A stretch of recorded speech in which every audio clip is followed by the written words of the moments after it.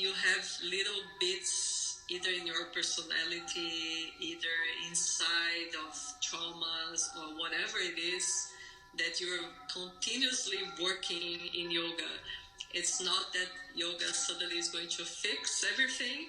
It's a continuous work, but it reminds you what you have to work in yourself.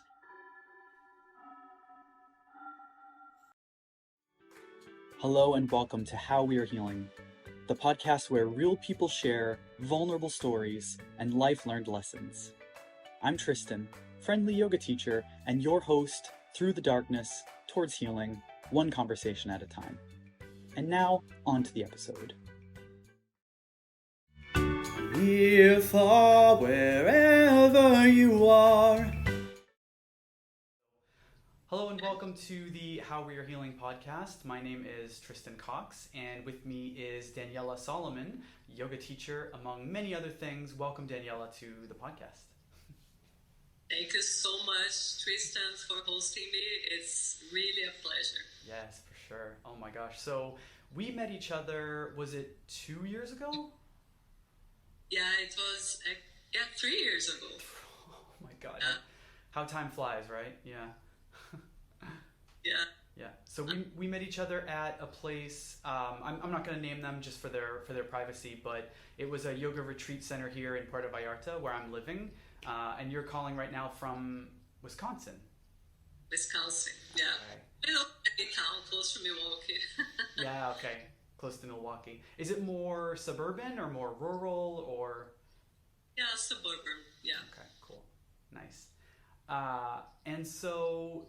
Yeah, like the point of this project, of this podcast, is I like to interview people and talk about their healing journey, because we all kind of have one, and it's what makes us unique, as well as shift it and talk about like what led you to want to help other people with their healing journeys, right? And so I think that very much speaks to your experience.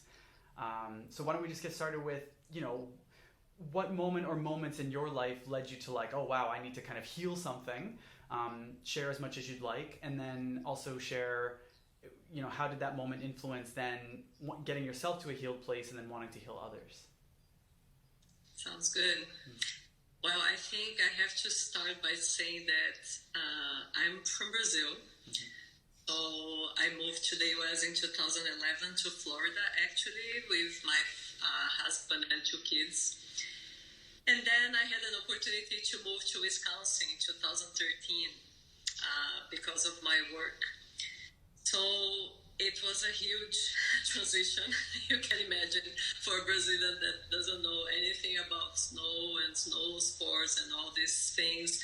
Also having to adapt my kids to a new situation.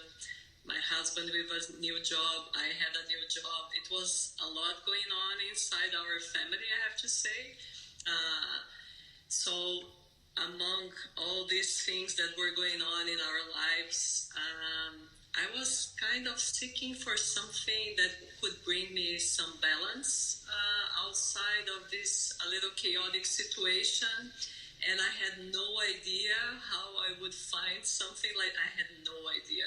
I honestly went to the gym and I saw there was a yoga class. I had no idea of yoga at all. And I was very fortunate to have like a special instructor that actually I followed her for 10 years in my life.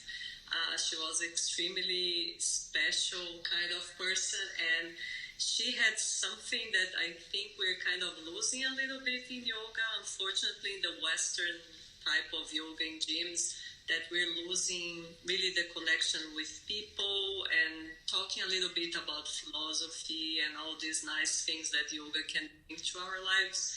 So in this sense, she was extremely special.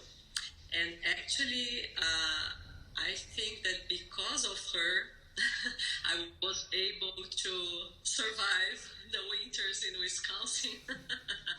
And also, I think it brought me so much peace of mind, balance, and so many good things.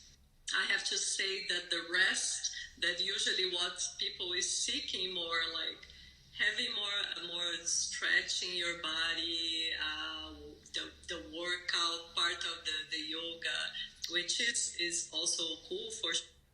But for me, the transformational part of in my personality and how it helped me over the years, it's what counted the most, for sure. So this was really how I was introduced to yoga, and something that I kept inside of my life always. Wow. Very strong.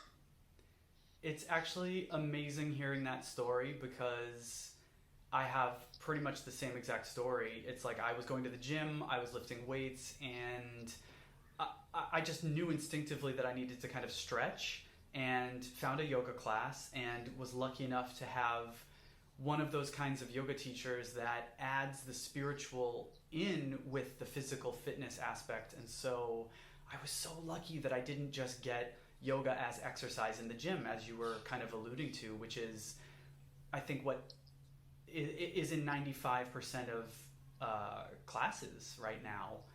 And yeah, so I found myself, surviving the Boston winters, which are probably quite similar to the Wisconsin winters. Just a lot of snow, a lot of cold, like to the bone cold.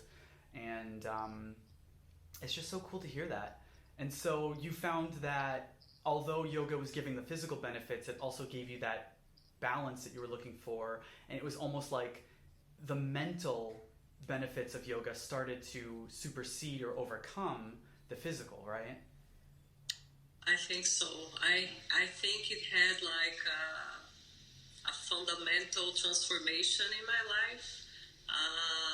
It was such a good feeling. I would go to these yoga classes. I would do like probably 3 times a week. Every time I would go, I had the sensation that, I don't know how to describe it, but I always left the room with a very good sensation about life, about being connected with other people, being connected to this world. So I always had this good feeling. It was always, if maybe I was in a bad mood, I would get out of the class with a totally different mood. Right. Oh, it was almost like a therapy for me. It's unbelievable.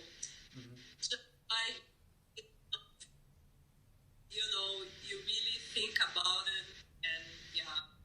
Okay. So. Thank you for sharing that. And so, what would you say motivated you to take the leap into a yoga teacher training? I think it was exactly this, exactly sensation that I had when I was doing a yoga class. At some point in time, I had, the will, the willingness to really pursue this and sharing with other people. Okay. So, and I was, to be honest, I was always afraid because I knew the challenge. It is not easy. English is not my first language, so I know it's hard in terms of communicating. You have to talk a lot in a yoga class.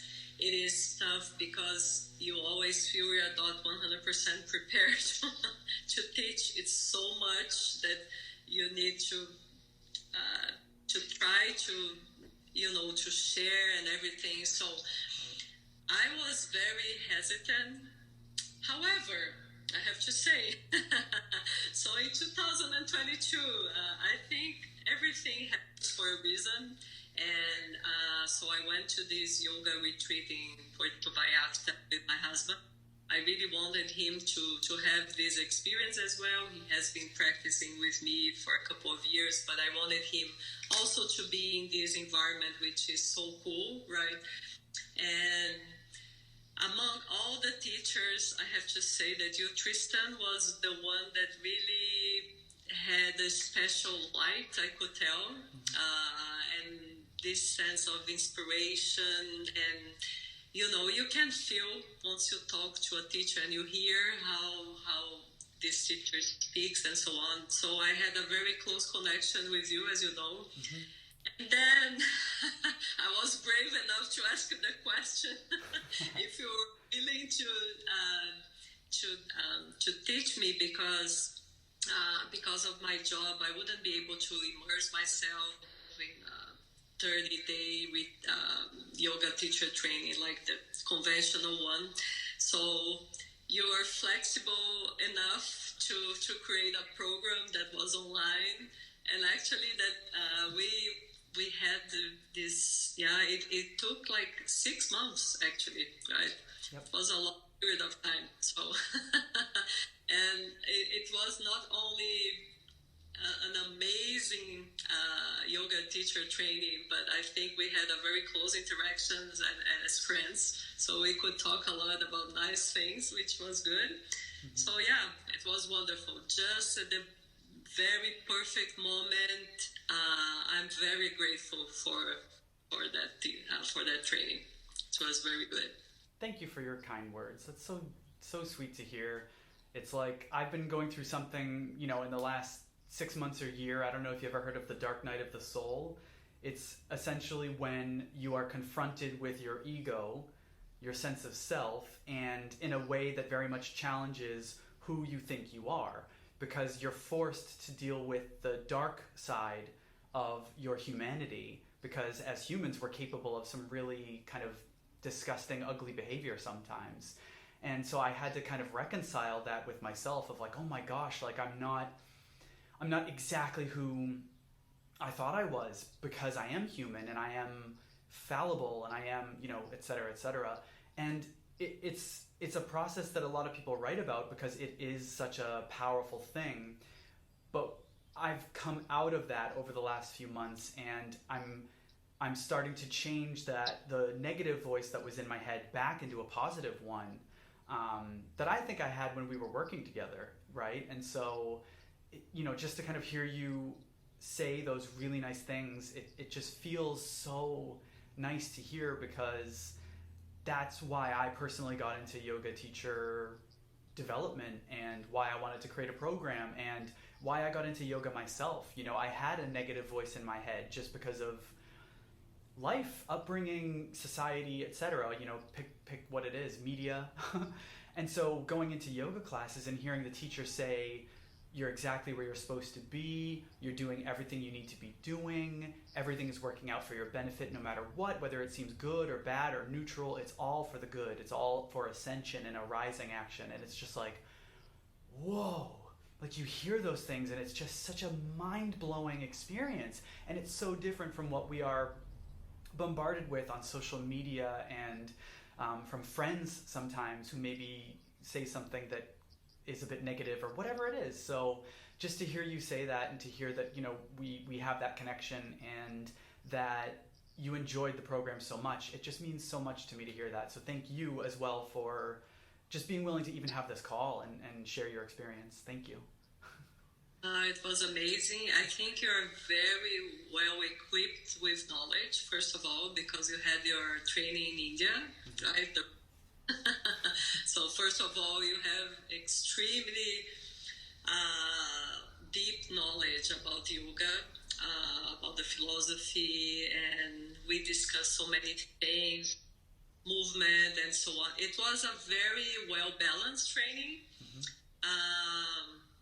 Yes, and it's a big step first to do a yoga teacher training, and then after that to be brave enough to show yourself and start doing it. Actually, so in my case, because I have been going to this gym for since 2013, 12 years now. The kind of the director of sport, so I told her I just did a yoga teacher training. I would be happy to do whatever, subbing for someone. And actually, exactly when I said that, one of the teachers had to go to India. It's a coincidence. She's from India, and she had to stay 2 months. So she asked me to sub her for 2 months. And it's really tough to start, I have to say. Not easy. You have to really expose yourself a lot in so many ways. You are so judgmental about yourself, and it is tough. I have to say that looking back, and now that I have been teaching for almost 3 years now. I have to say that first of all, you're never ready, so you just have to and try it. And I remember you saying that for me over and over again. Don't worry, Daniela. And also, in my case, I was also afraid about the language because I don't have a perfect English. And I said, Daniela, don't worry, just gestures, people understand. And yes, and another thing that I think connects a little bit with what you just said, we'll never please everybody. Just forget about it. There's some people that would be so receptive of what you have to say, but there's others that, for instance, I have some students that would bring the cell phone and in the middle of the class will look for messages, which it's just insane if you even think that someone would bring a cell phone into a yoga class. But because I am in the gym environment, we are not supposed to criticize or say anything. In my mind, I just look and I feel like a yoga class is actually a lab of human beings. Totally. So you learn so much by just seeing people and look and say, oh my God, there's some people that cannot even disconnect from the phone. A little bit, of course, if you have something, an emergency, I don't know. But you can tell that it's not an emergency. It's hard to disconnect or other things. So it's a very interesting lab, I have to say, to see people, because once you teach, it's something from both ways, right? You teach, but you also learn a lot from what you see, from what you hear. Yeah. So it has been a great experience. Some of my students, they like a lot my class, others dislike and will never appear ever. So and you have to live with that, right? Knowing that you're not going to please everybody. There's so many, first of all, styles of yoga, temperatures of yoga that's hot, that is super famous, and I cannot even be in a hot yoga because I have low blood pressure, so I don't feel well.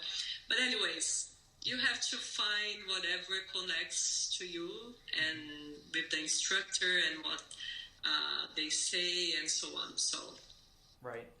I'm remembered of the phrase, if you try to please everyone, you'll end up pleasing no one, including not yourself, right? So it's about, in my opinion, teaching the kind of yoga you want to do, and that vibration will attract the student that needs that yoga, and it will repel the student that doesn't need that yoga. And that's exactly how it should work, so that what you're teaching is what you want to teach, so you'll teach it better, and you'll really help those students who vibe with that, and then everyone's happy. And then you'll also learn to be happy when the student walks out of your class. You're like, great, that wasn't for them. I'm not their guru, I'm not their teacher. That's a good thing to know. It's information. It's helpful. No, totally. This is exactly, Tristan. So I teach a hatha yoga, so it's a more like slow pace. I'm very much into alignment.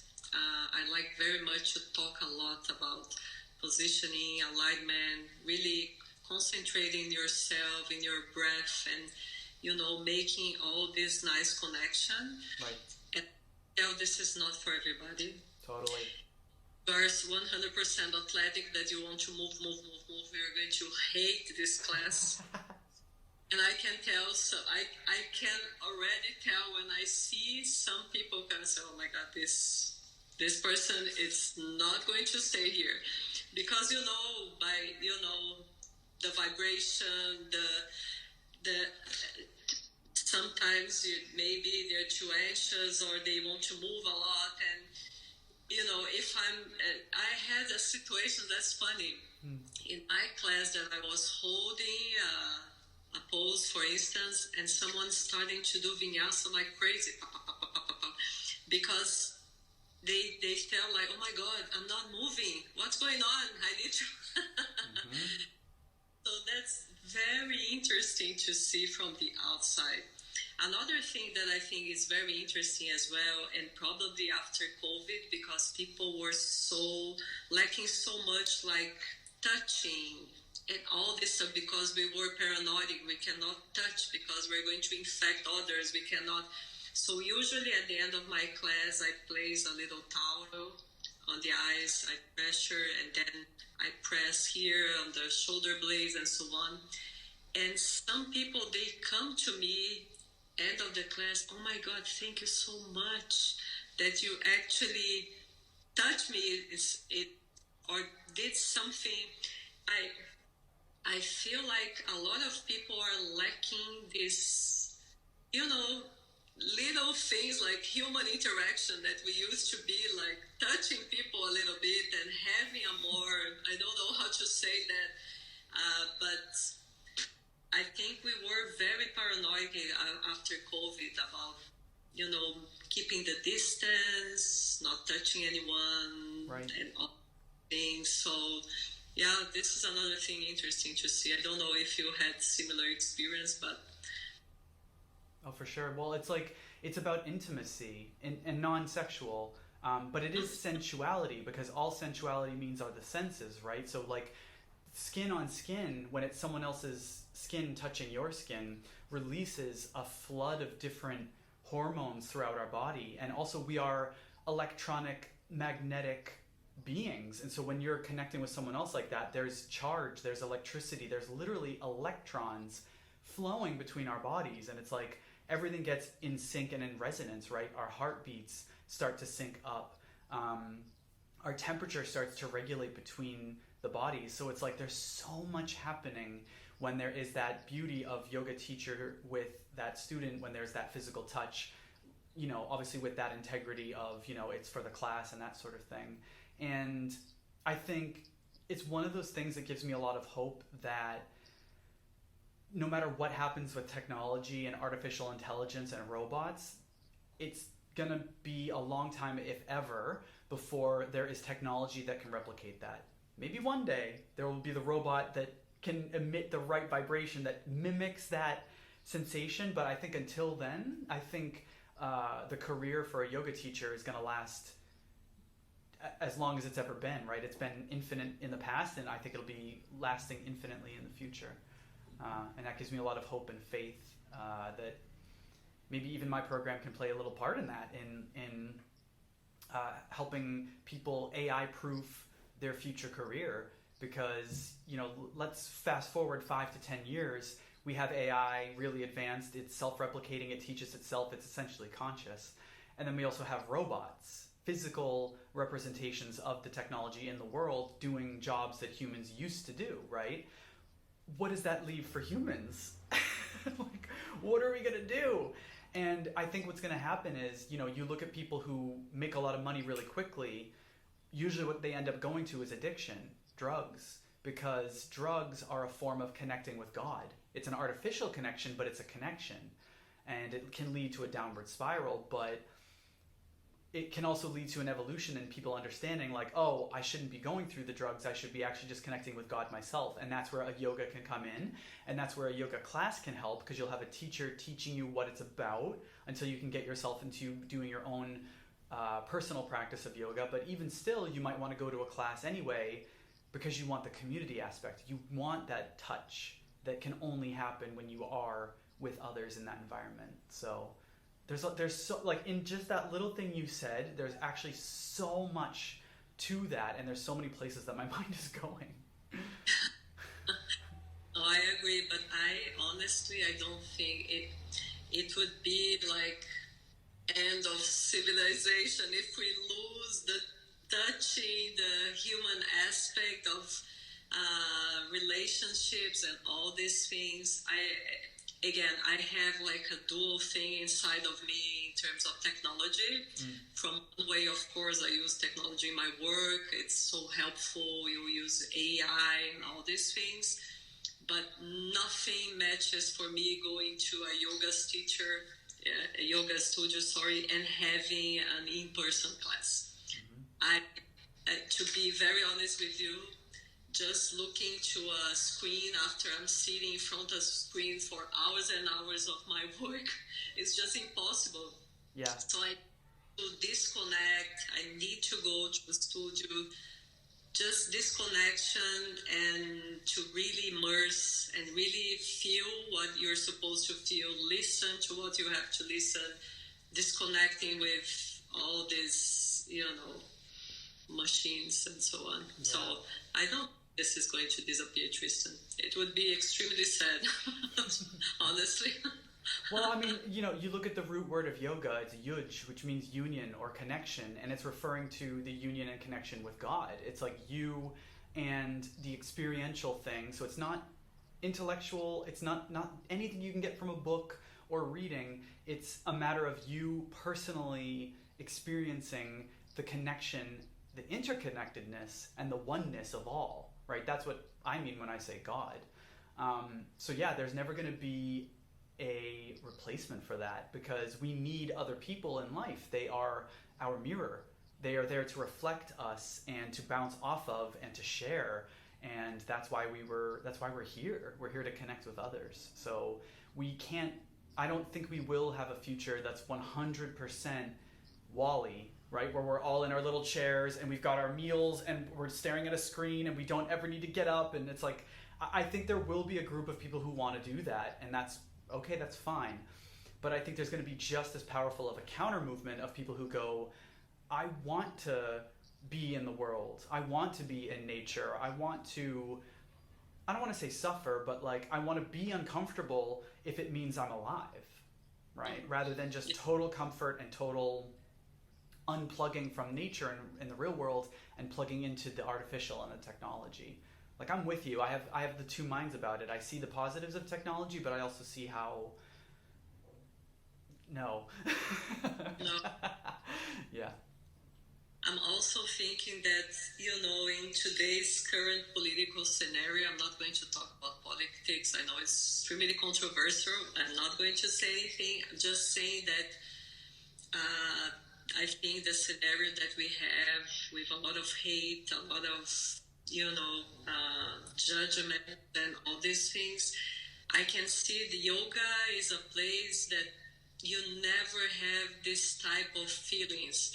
So whenever people enter a yoga studio, it's almost like they forget about whatever they believe in and all these judgmental thoughts and asking about these weird questions, and they just emerge like in a neutral kind of environment.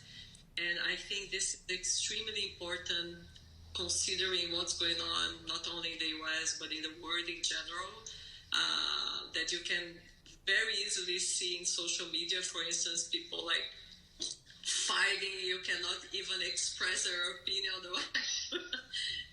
Everyone is so judgmental and taking positions and so on. And yoga is, if you go to a studio, you never see that. You're just seeing a place where people can unite from all backgrounds, all beliefs, it doesn't matter.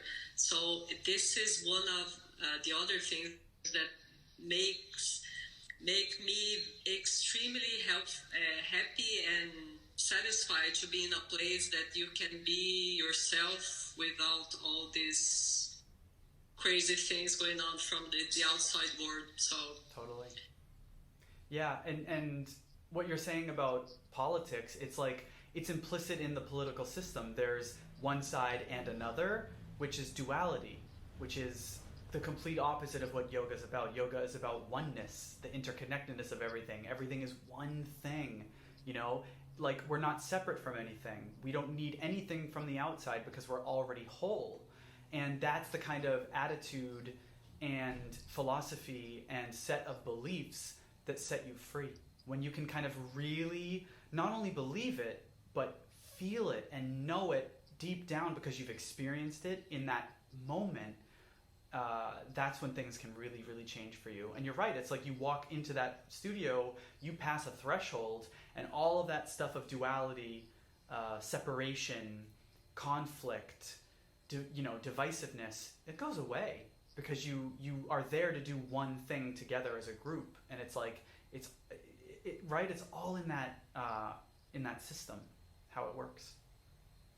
Yeah, no, it's it's very beautiful. I always love being in a yoga studio. Yeah. It's very nice, and yeah, and I like the aspect that actually you have to really look inwards, right? You're not supposed to be looking to others. So usually if you go to a gym to do any sport, there's always this sort of competition, one looking at the other. If you lift weights, oh, he's lifting 10 times that I'm lifting or whatever. There's always this type of things. And you know, you're not supposed to do any of this in a yoga studio. You're basically doing your trip. It's your trip, right? By yourself, like integrating things that you listen from your instructor to your journey inwards. So it's so special, and you don't need anything that is next to you. It's just concentrating yourself in your breath. So it's very special. Right. And the only comparison you make is of yourself before, not other people. Like, yes, that might happen naturally, but that's, like you said, we're not supposed to do that. So that's very much known in that community and in the philosophy. So very well said. I wanted to, if we could, rewind back a bit. So let's rewind to Daniela before you joined the yoga teacher training program. I want you to remember back to what were the challenges you were facing that led you to choose yoga teacher training, or even what were the goals you had that led you to teach teacher training? Yeah, I think there are two aspects. One, I turned 50, and I think once you turn 50, it's so interesting. It's almost like you hit like you cannot say middle of your life because you never know, and who knows how many years I'm going to live. However, you have this sense of a clock ticking, and okay, what have I done for my life for these years, and what can I do ahead, right? So I think it's a time, especially, I don't know if it's generally when you turn 50. In my case, it was a time that I thought I have to think a little bit more deeply of my life.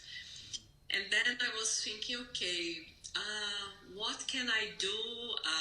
Something to society. I was thinking more about it. So of course, I did some volunteering, but I was thinking, how can I do something on a consistent basis that I also feel good about it? So it's something like connecting myself, connecting with people, and all these thinkings. So I ended up thinking, okay, what brought me so much joy once I arrived here in this country? And actually, looking back, I say, wow, it was yoga. So then I said, why not? Why not become a teacher?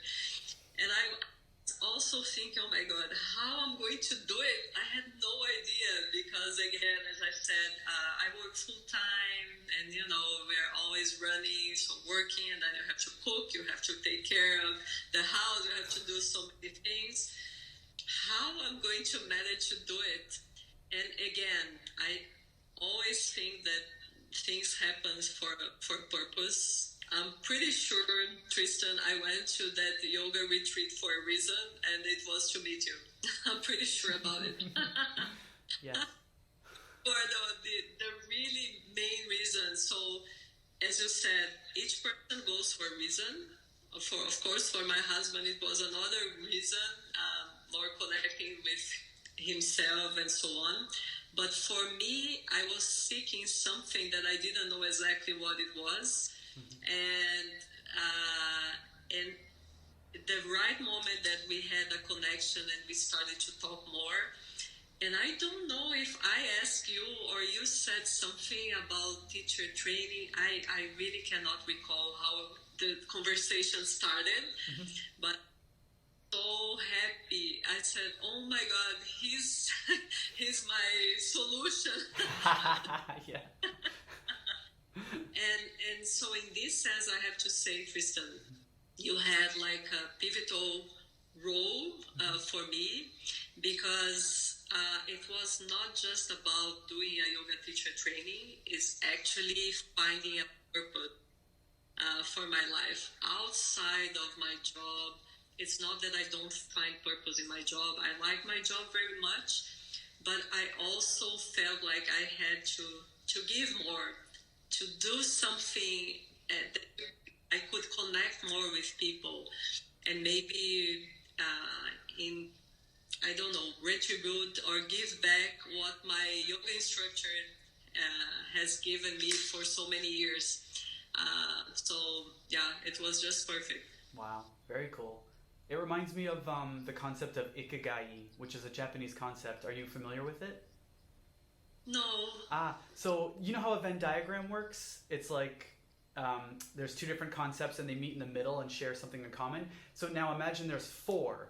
There's four circles, and in the center of where these four things meet is what ikigai is. And so what the four circles are, so it's when you can do it because the world needs it, you're doing it because you're actually good at it, you're doing it because you can get paid for it, and you're doing it because you love it, you've got that passion for it. That's when it becomes so much more than all these other things. You know, it's not a hobby, it's not a job, it's not a vocation, it's not a training, it's purpose. It's something that gets you out of bed and makes you excited and gives you energy instead of kind of takes energy away. Yeah. Well, so I wanted to ask you about the training. So like before you did before you like signed up and paid and all that jazz, what concerns did you have or what hesitations did you have? I don't think I had too many hesitations before. I was so happy to have the opportunity to do it. So I think the concerns started to arrive once I was done. Because then you have so much responsibility on your hands. Now you have this knowledge, and you know that if you don't start doing, you lose it somehow. And so it's a mix of kind of responsibility, of, I don't know how to describe, but I think it was like a tough moment once I was done. Yeah. Because I said, well, I have to do something with it. I cannot just wait. So it was really tough, the beginning. Right. It's not easy to start in, well, especially I was subbing for a teacher that actually was born in India, learn yoga, which is rare in this studio. She's the only one that actually was instructed in India. She's really good. A very special Hatha yoga. I remember she said, don't worry, I'm sure you're going to do well. I said, okay. Years of experience, and I was suddenly there with her class. I say, oh my God. So, and of course, before starting, I've been to her class to see her style and so on. And I also learned another thing, that you have to find your way of teaching. As much as you look to others and get inspiration from, you have to find the way you talk to people, you communicate, and you find your rhythm and so on. Right. I had to find it somewhere. And yeah, it was very interesting journey, I have to say. But, you know, as you start teaching and things are starting to be a little bit more relaxed. So in the beginning, I was writing everything and keeping my notebook close to me, and then I didn't know if I had to look there or look to the student and oh my God, I need to correct all of them, and it's just so tense that you have to do so many things at the same time. I said, Daniela, stop. You're too stressed and you're not going to pass what you want to pass, which is exactly this calmness, this feeling that it's all good. How can you pass this if you're all stressed? So it's not going to work. I think I spoke to you a couple of times when I started, and I just shared with you that, oh my God, I need to correct everyone. I just said, no, Daniela, no. Stop. Just relax and things are going to happen and you don't need to correct everybody and so on. So I think after a couple of months, then I started to realize, okay, how I'm going to do this, and started to calm down, not stressing out about looking to everyone, and start to, I prepare my class, but I don't read at all. You cannot do it. No. Either you're there or you're reading a paper. It's impossible to. It's not. So whatever, if I did, you start to improvise, you start to just let it go, and then things start to become more fluid. And you're actually passing what you really need to pass, which is not maybe everything that was written, but it's the feeling, something higher than just everything that you took notes on and so on. So right, because a yoga class isn't mechanical; it's emotional, and so it's getting out of that mechanical Western mind and going into that Eastern mind of everything's connected, and that's what you're passing through. Because we're just channels, right? We all have ego, we all have the mask that we wear, the persona that we present to the world, but to get beyond that and to channel the teachings, you kind of take yourself out of the equation in order to pass through the essence of what it is that we're teaching. Mm-hmm. Yeah. Yeah. Very interesting. But because actually you have to think about the things you're going to say and they internalize even more in yourself, because you're saying all these things, so you must connect with them, right? So right. It's interesting. So you chose a yoga teacher training because you had a vision at the end where you're like, okay, when I'm done, I know I will want to teach, I will want to share. Yes. Okay. I think that's really, really important. And I think I don't have any data on how many students do that. I do know that I've had a few students specifically in the past who said, I don't want to teach. Mm-hmm. And in my experience, those are usually some of the teachers that end up teaching anyway. Because I think it's inevitable. And you phrased it earlier. You said, now that I have all this knowledge, I have to do something with it. I have to share it. It's too powerful to just kind of keep to yourself, right? Yeah. No, I have to say that you can do a yoga teacher training just to yourself, basically. It's an amazing training. Mm-hmm. You're not going to regret anyway. But of course, if you start to be a yoga teacher, it's even more special. Yeah. And you're really experience so much more. So okay. Could you describe a moment during the training that surprised you? Surprised me?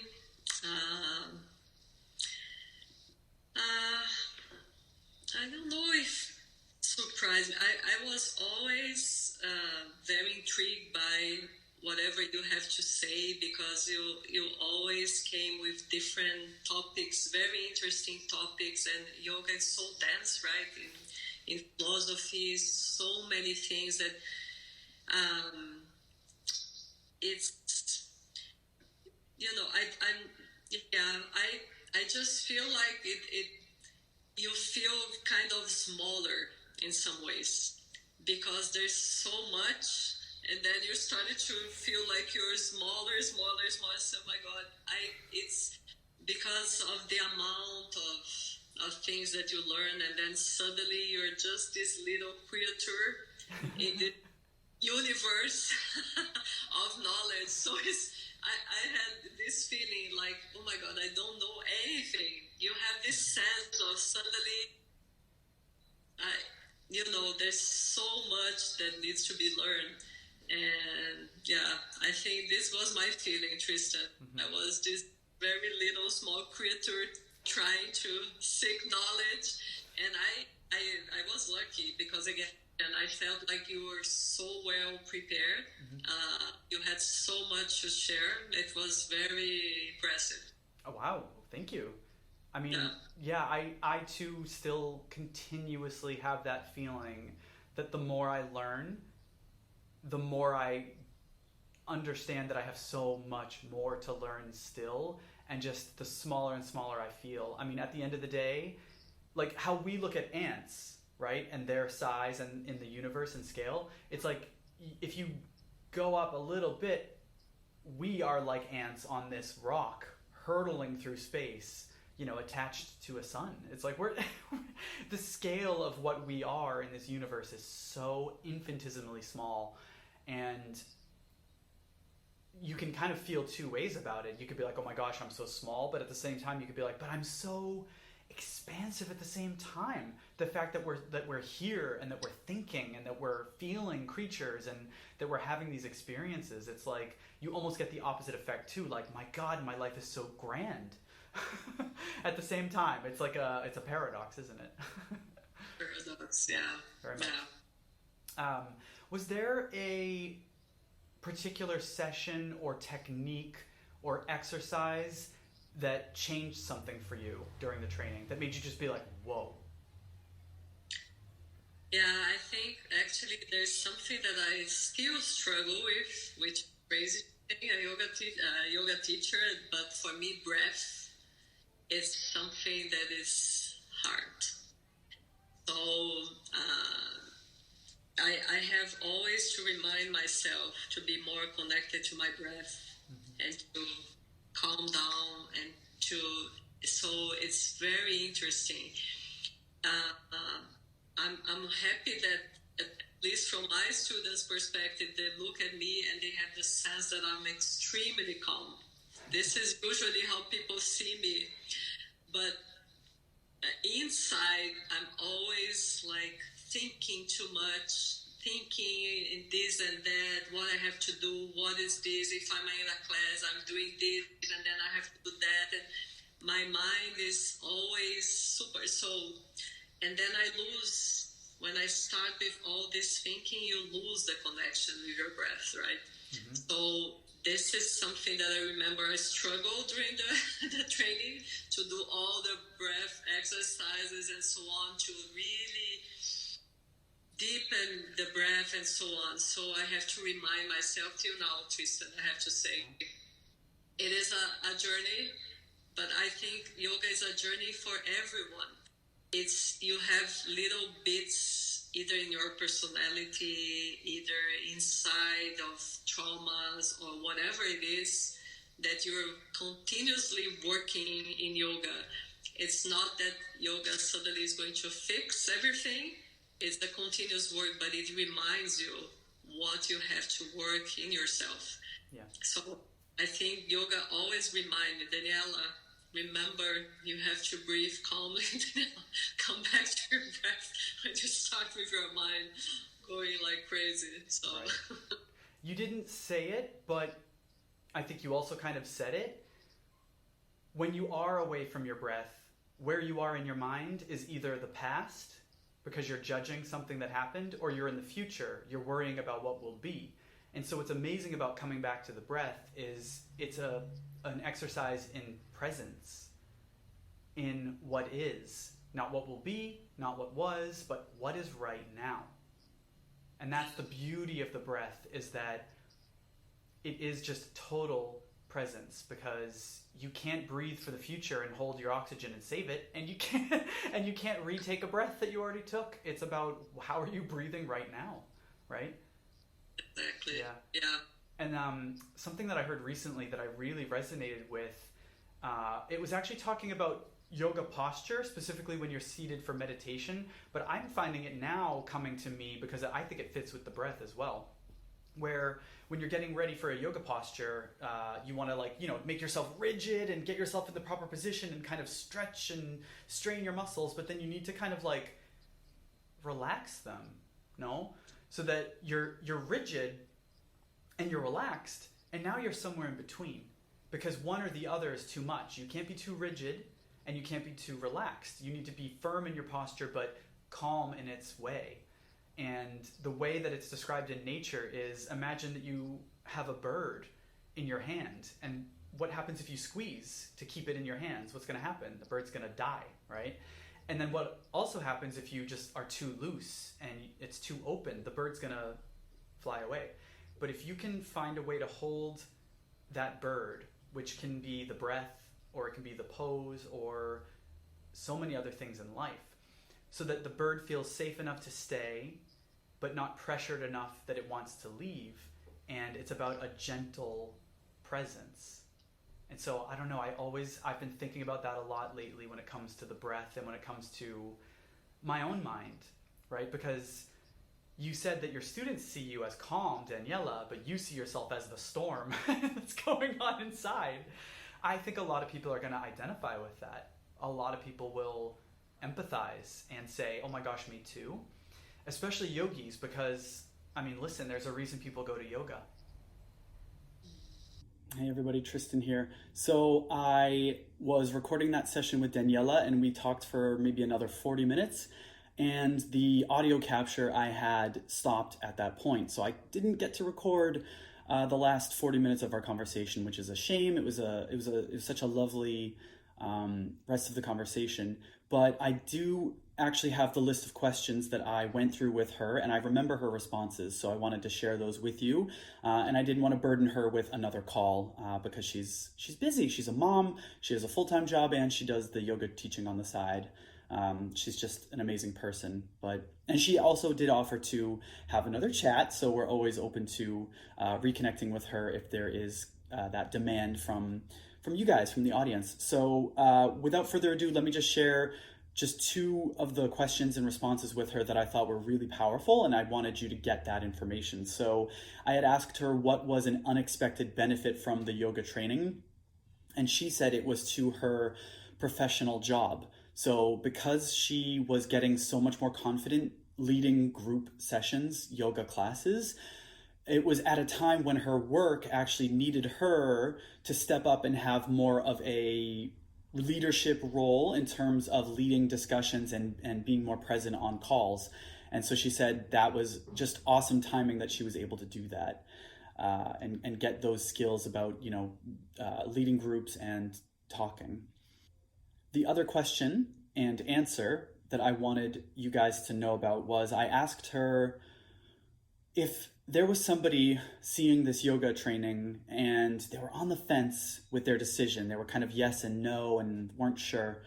I said, what would you say to that person to convince them? And she said, you don't regret something that you do, especially when it's hard. And this yoga training is hard. She said, but you might regret not doing it. You might regret knowing you had the chance to do something that would change the course of your life, but didn't take that shot. And so that's what she would say to the person who was on the fence.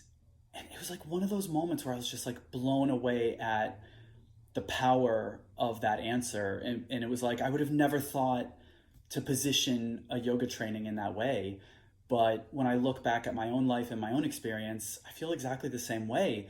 I know where my life would have led if I didn't do a yoga training. And I see where my life is now. I'm about to turn 40.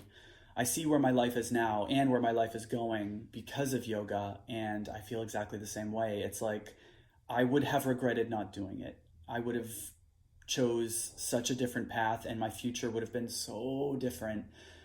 And, especially with all this talk about AI and technology, we're reaching a precipice in humanity's history where we can choose efficiency and comfort through technology and what that will mean for us as humans and our bodies and our minds. Or we can choose a connection with nature, a connection with ourselves, and a connection with the divine that is not always easy. It's not always comfortable. It requires you looking at yourself, asking yourself hard questions, and then working through those hard answers. But I think it's the better path. Maybe we can have both technology and comfort, but also being with ourselves and challenging ourselves and overcoming those challenges. But that's where I see us as a human species and our evolution. That's where I see us now, is being at that precipice, being on that same fence of, do I do this or not? And so I wanted to share those responses with you, even though I couldn't record it from Daniela's mouth, and I know that's more powerful coming from her. But those were her words, essentially, more or less, her intention. So, wanted to make sure you got that, and just an energetic thank you again to Daniela for being on the podcast. And until next time, this is How We're Healing. See you. Hello, I'm Tristan. I was just like you. I wanted to become a yoga teacher. I noticed all the positive changes it brought to my life. I didn't want to have to travel, though, to do a yoga teacher training and all that goes along with that, right? Being put in a room with a bunch of strangers. What if I had to use the bathroom and I have to miss part of the lecture and dealing with that awkwardness? I also didn't want to have to spend a fortune, and let's be real, yoga teacher trainings can be very expensive. Lastly, I wanted to be able to start teaching yoga right away because, if I'm honest, I felt ready before I was even certified. It's just what happens when you find something that really speaks to your soul and when you have that focus and when you have that discipline. For me, the program I wanted didn't exist, but now it does. I created it. I created the yoga teacher training that I dreamed of. It's a course that's affordable at just $99 a month. You can even finish everything within the first 30 days if you're super dedicated. But there's no pressure. Go at your own pace, it's there. Because of this also, you can start earning money right away. I give you the tools you need so that you can start earning. That means the course immediately starts paying for itself. Just in case that's not enough, there is also a 30-day money-back guarantee. I wanted to make it so that you have nothing to lose, an entire lifetime of yoga knowledge to gain. So what are you waiting for? Get started today. Go to shantiyogaschool.com to access the course now. That's SHANTI yogaschool.com. Hey, it's Tristan again. Thanks for tuning in to How We Are Healing. I hope you found it meaningful. If you'd like to support the podcast, consider leaving a review or sending this episode to friends and family. Until next time, Omis, keep shining.